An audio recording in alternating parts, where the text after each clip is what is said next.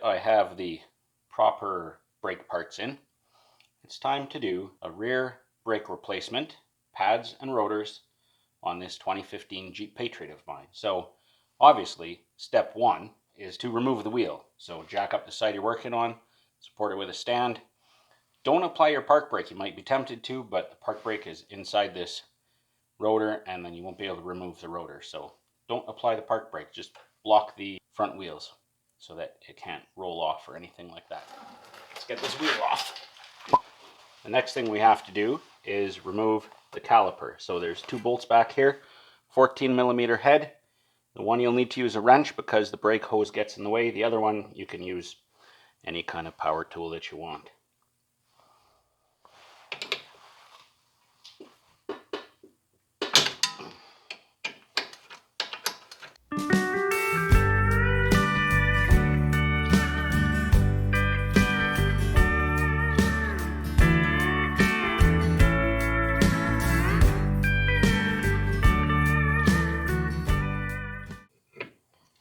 Before we pull this off, it's a good idea to just push that caliper back in.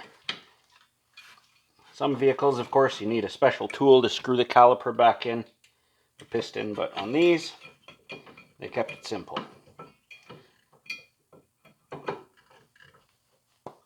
Alright,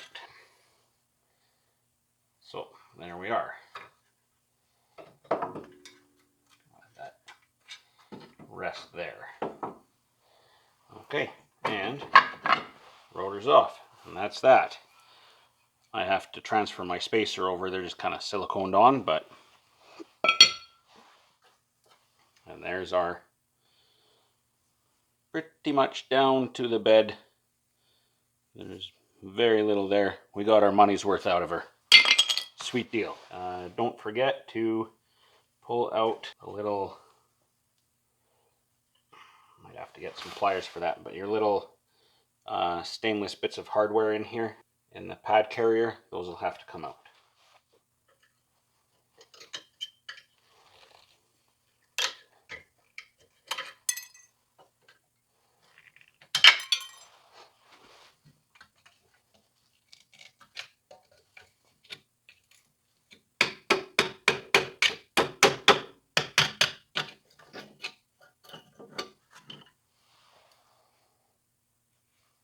There we are.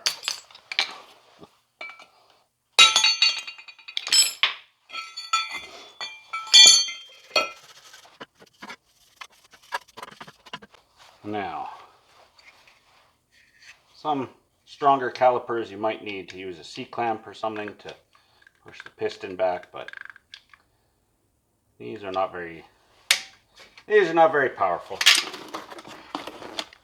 These are the Raybesto Element 3 brake discs. You can buy a kit with discs and pads from Rock Auto. It's pretty inexpensive. And then everything matches, everything works.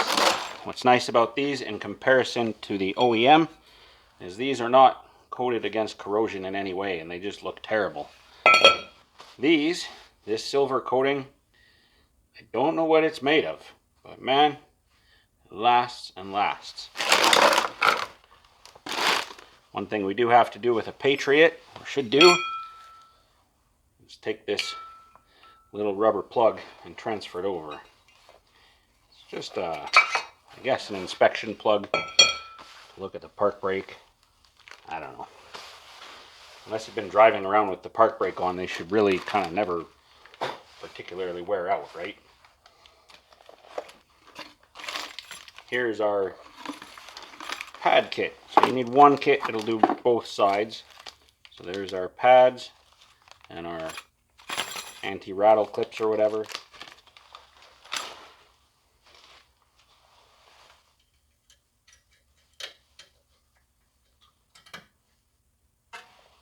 Pop the new clips in.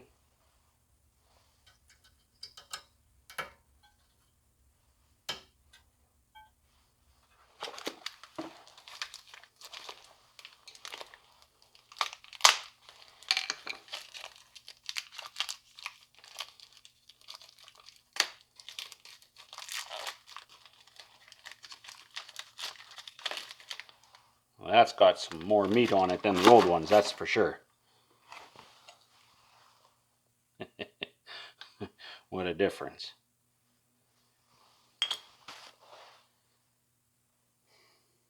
So this one should get the squealer on it.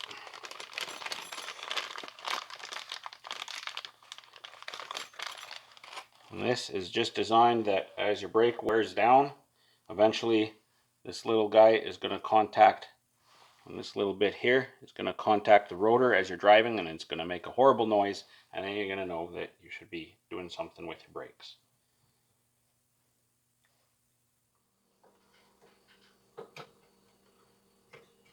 Sits in the carrier. Very nice. Now, other pad.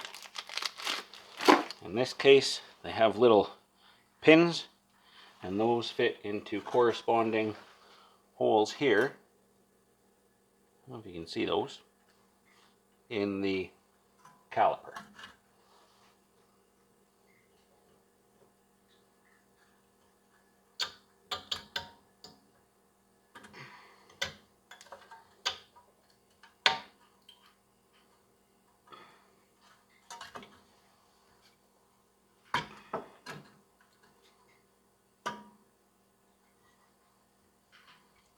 I want to make sure that that seats. Not really seating in the hole very well. I don't like that. Often when you buy a new rotor, if it's bare metal, it'll be shipped coated with oil. These, because of this coating that's on there, normally you would brake clean the oil off. These don't really need it unless you're like me and you're an idiot and you just got grease on it.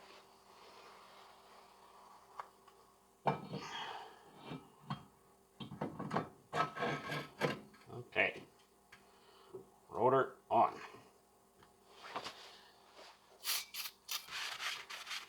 I'm going to slide this back into place. Because you can't take the bolt out, you kind of just leave it there and just kind of work it in, and then just pivot this down like so. What are you going to do? A little bit of grease on the other bolt.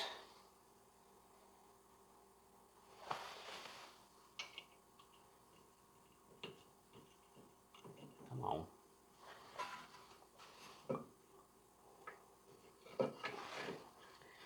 And then it goes.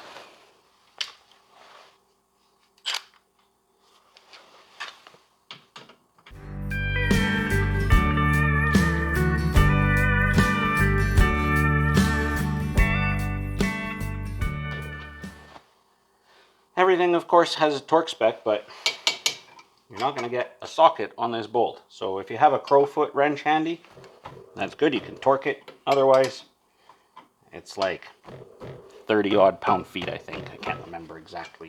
You can look it up. It's all online. But I'm not going to lose too much sleep over it. That's all together. Next step is to just pump the brakes and get these, get the caliper pushed out to where it needs to be.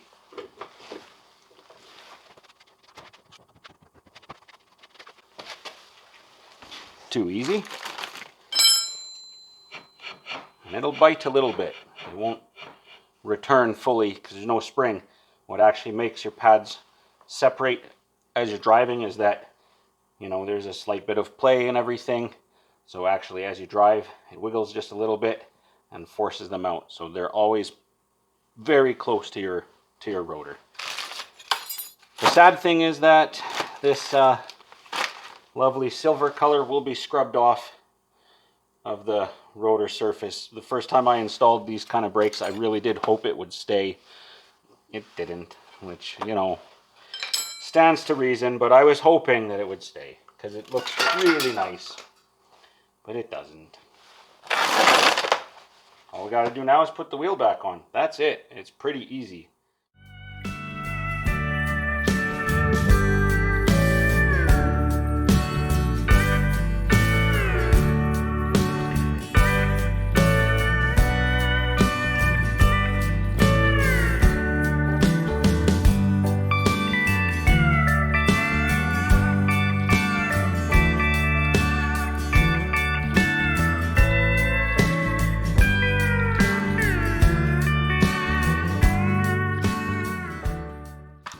Now that that's snug, we can drop it down off the stand and torque it.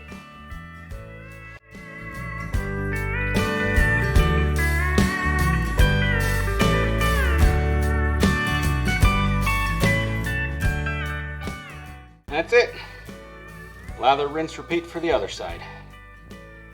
Yeehaw. Wake up, today's gonna be a good day.